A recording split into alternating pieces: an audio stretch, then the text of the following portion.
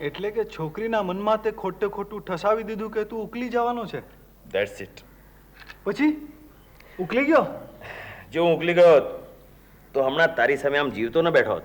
ના ના ના, એમ નહીં.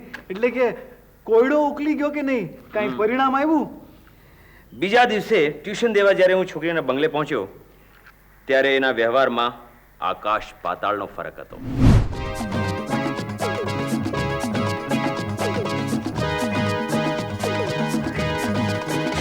श्रीमान सफल कुमार, श्रीमान सफल कुमार, श्रीमान सफल कुमार, श्रीमान सफल कुमार.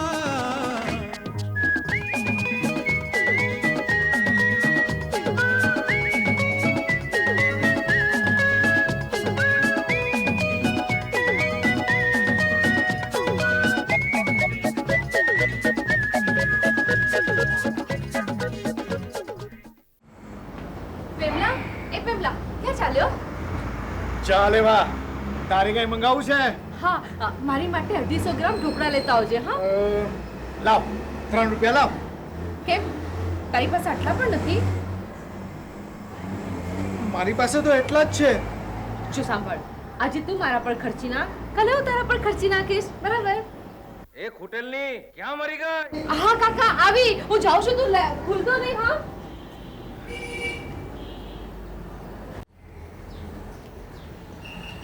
એ પેમલા, લાખાભાઈ, આજે તમારી સવાર વહેલી પડી ગઈ હે? અહીંયા બેસ બેસ બેસ બેસ. તને ખુશખબરી કહેવાની છે. શું થયું? તારી ભાભી પાછી આવી ગઈ. પિયરેથી એક દીમાં પાછા? હવે તો હું મર્દ મુછાળો છું જેને સંગરી રાખું છું. બાકી આપણી સરકારે કંટાળીને 2 કલાકમાં એને પાછી મોકલી દીધી. એ આવડી મોટી સરકારને એક બૈરાથી કાંઈ કંટાળે? નહીં સમજા, હું સમજાવું. વાત એમ બની કે હું ઘરેથી બહાર ગયો હતો અને મારી ગેરહાજરીમાં પોલીસની ધાડ પડી. એ ધાડમાં પોલીસને વિલાયતીની 12 બાટલીઓ મળી દારૂની. એની સાથે મારી બહેરીને ઉચકીને લઈ ગયા. હું ઘરે પાછો આવ્યો તો ચૂલો ટાળો, ઘર મેદાન ખેદાન. મને તો ચિંતા થવા લાગી. હા, વિલાયતી દારૂની 12 બાટલીઓ જાય તો કોને ચિંતા ના થાય? હવે ડોબા બાટલીઓની નહીં, તારા ભાભીની ચિંતા થવા લાગી. એ પણ મને એમ કે અમારા ભાભી તમને ગમતા નથી ને? એવું પહેલા હતું, પણ હવે એનો કંઈક કકડાટ થતો નથી ને તો મારો આખો દિવસ ખરાબ થાય છે. ના શું બોલે? તારી અહીં આરતી ઉતરતી હોય ત્યારે વચમાં ટપકવાનું હે? ના મેં સાંભળ્યું છે કે તમે મર્દ મુછાળા છો. અરે હોય કઈ મર્દ મુછાળો? આ શાંતિકુંજમાં એક જ તો મર્દ મુછાળો છે, એ તું.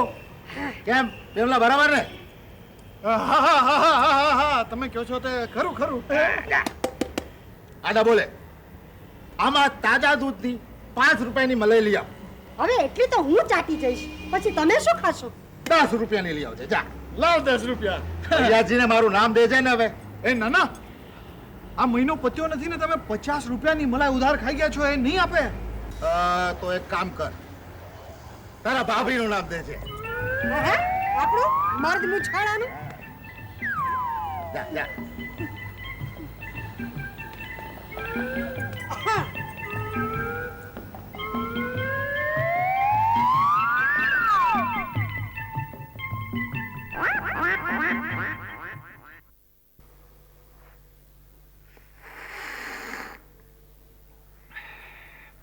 હું એમ પૂછું કે પ્રણામ કે નમસ્કાર કરતી વખતે એમાં પ્રાણ પૂરવાની જરૂર શું?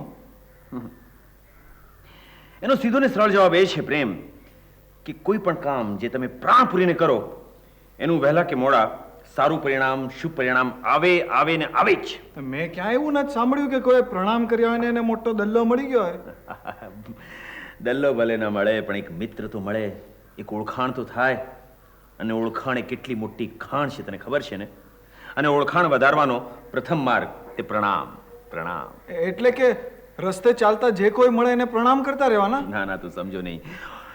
હું એમ કહેવા માંગુ છું કે જો ઓફિસના રિસેપ્શનમાં કે ડૉક્ટરના વેઇટિંગ રૂમમાં તમે બેઠા હો ને કોઈ મુલાકાતી તમારી પાસે આવીને બેસી જાય તો તમે શું પસંદ કરો?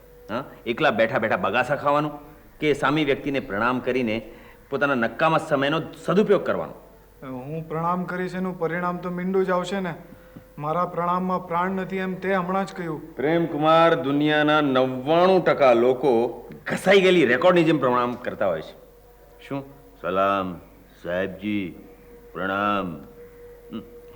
એમના હોઠ બોલે પણ હૈયું કોઈ દિવસ નથી બોલતું. હૈયું.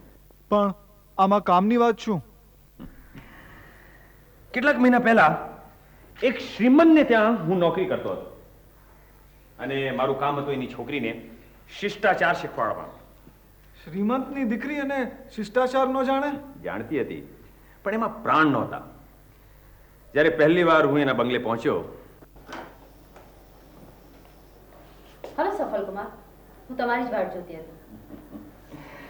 હું હંમેશા ચોક્કસ ટાઈમે હોઉં છું. મારી વાટ જોવાની ન હોય. તમને કદાચ આશ્ચર્ય થશે પણ જ્યારે હું ઘરેથી બહાર નીકળું છું ત્યારે મારા પડોશીઓ મને જોઈને જ પોતાની ઘડિયાળ મેળવે છે અને જ્યારે રસ્તા પર પહોંચું છું ત્યારે ત્યાંનો દુકાનદાર મને જોઈને જ પોતાની ભીંત ઘડિયાળના કાંટા આગળ ફેરવે છે અને ત્યાંથી બસ પકડીને જ્યારે એરપોર્ટ પહોંચું છું ત્યારે કેમ તમને જોને દિલ્હીનું વિમાન છૂટે છે? નહીં, એટલી હદ સુધી નહીં, પણ ત્યાંથી મને બીજી બસ મળે છે અહીંયા આવવા માટે. કેમ તમારી કાર? સરકારે જ્યારથી પેટ્રોલ બચાવવાની વિનંતી કરી છે ત્યારથી હું મારી કાર એક આંતરે જ વાપરું છું. હવે આમ ઊભા જ વાતો કરશો કે બેસશો? આજે આપણે આમ ઊભા જ ચર્ચા કરીશું. જેવી તમારી મરજી. મારી ઈચ્છા છે કે તમે પણ મારી સાથે ઊભા રહો. શા માટે? ઊભા રહીને વાત કરવી એ પણ એક કળા છે. કેટલીક પાર્ટીઓમાં અને કલા પ્રદર્શનના કેટલાક ઉદ્ઘાટનોમાં બેસવાની વ્યવસ્થા જ હોતી નથી. ફરજિયાત રીતે તમારે ત્યાં આગળ ઊભા જ વાત કરવી પડે. આજે આપણો વિષય ઊભા કેવી રીતે વાત કરવી એ છે. પ્લીઝ. લો, ઊભી થઈ ગઈ બસ.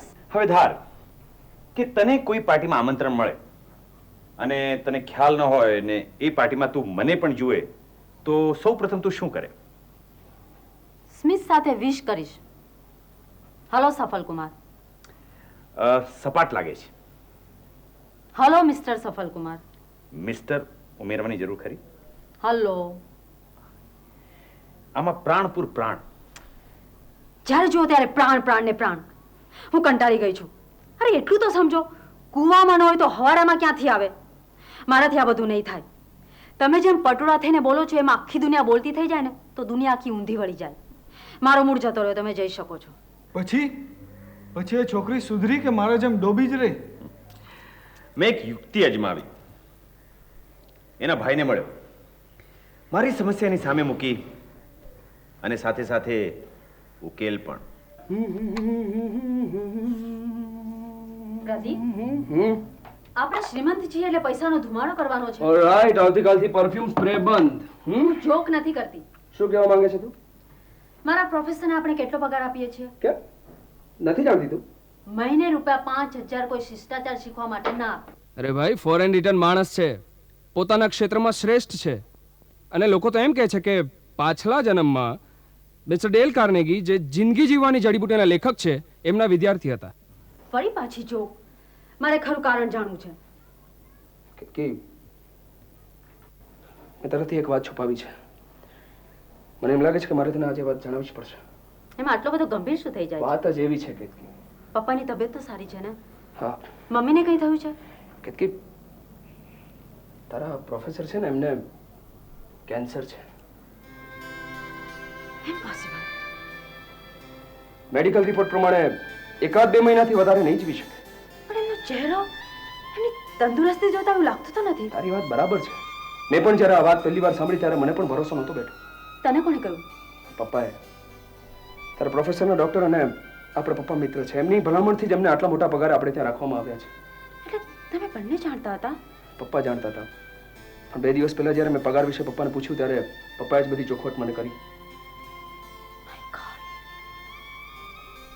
આવો હેન્ડસમ, આવો હસમુખ યુવાન 1-2 મહિનામાં જ આપણા વચ્ચેથી હંમેશા માટે વિદાય લેશે. કેતકી, આપણે માત્ર એટલું જ કરવાનું છે કે આ વાત આપણે બધા જાણીએ છીએ, એની જાણ તારા પ્રોફેસરને ના થવી જોઈએ. પ્લીઝ. એટલે કે છોકરીના મનમાં તે ખોટું ઠસાવી દીધું કે તું ઉકલી જવાનો છે? That's it. પછી ઉકલી ગયો? જો હું ઉકલી ગયો તો હમણાં તારી સામે આમ જીવતો ન બેઠો હોત. ના ના ના એમ નહીં એટલે કે કોયડો ઉકલી ગયો કે નહીં, કાંઈ પરિણામ આવ્યું? બીજા દિવસે ટ્યુશન દેવા જ્યારે હું છોકરીના બંગલે પહોંચ્યો ત્યારે એના વ્યવહારમાં આકાશ પાતાળનો ફરક હતો. श्रीमान सफल